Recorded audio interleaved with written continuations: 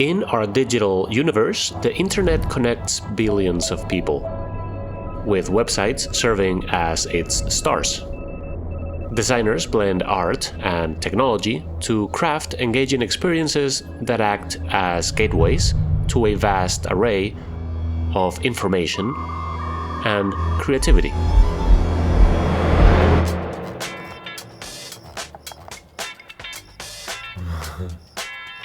Hey, my name is Andres, and as a new freelancer, I'm trying to document my entire journey here on YouTube so you can see the entire process behind what it takes to build a company from scratch. Tonight I'm working much later than I ever thought I'd be working because I'm still looking for clients, my videos are underperforming, and I definitely hear the clock ticking. Right now, I am putting all my efforts into creating my portfolio website because I believe it is a crucial aspect of my project. But recently, I've not been making much progress, which is why I will be staying up all night working with Figma.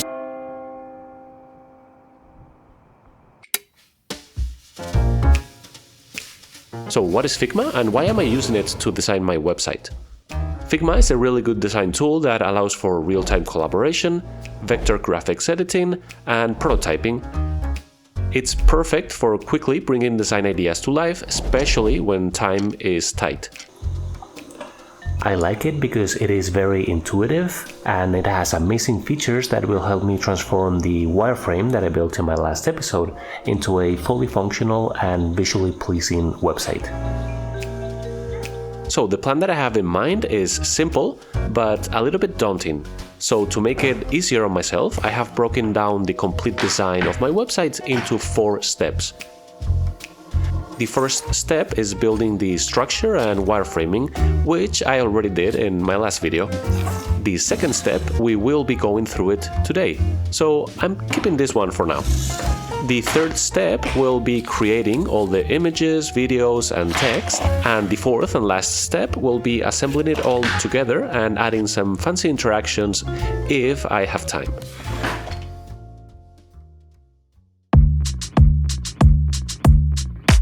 So tonight, the first thing that I will need to establish are the colors. You have to keep in mind that I'm not a color theory expert, but I do know that the color theme of a website is a critical part of its design. So if you had to choose colors for your own project, here are the key concepts that I often use. The color wheel displays primary colors, red, blue, yellow, secondary colors, green, orange, purple, and tertiary colors.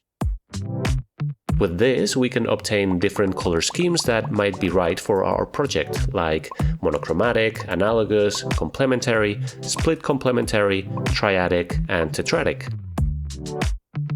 Besides the color wheel, I also try to pay attention to color harmony, which is combining colors to create visually pleasing effects, and saturation and brightness, which is the intensity and lightness of the colors.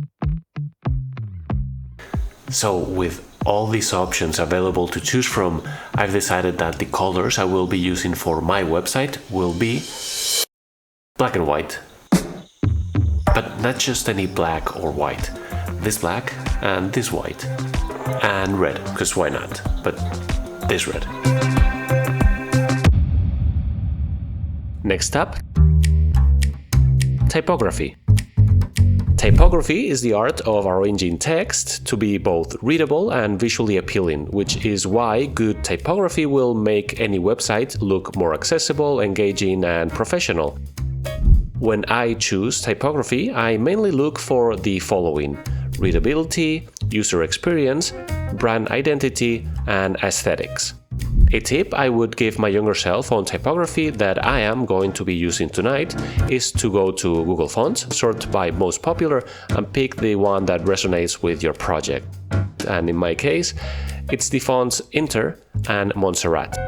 And since I have good momentum, I will continue with my last task for tonight, which is designing the visual elements.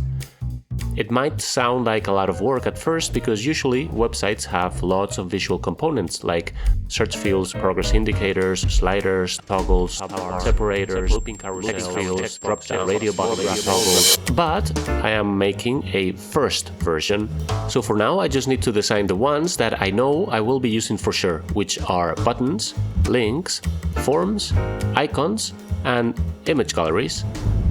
All these elements combined will hopefully contribute to the functionality, aesthetics, and user engagement of my website.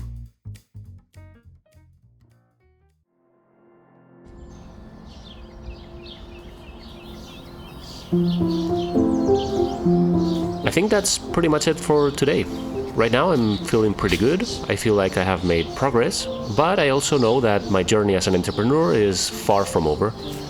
There are so many things that I still need to do, but for now, I'm pretty happy with what I've done. Before I leave, I want to share with you a whammy that might seem obvious, but that I need to remind myself of very often. Even small progress is better than no progress at all. Thanks for watching.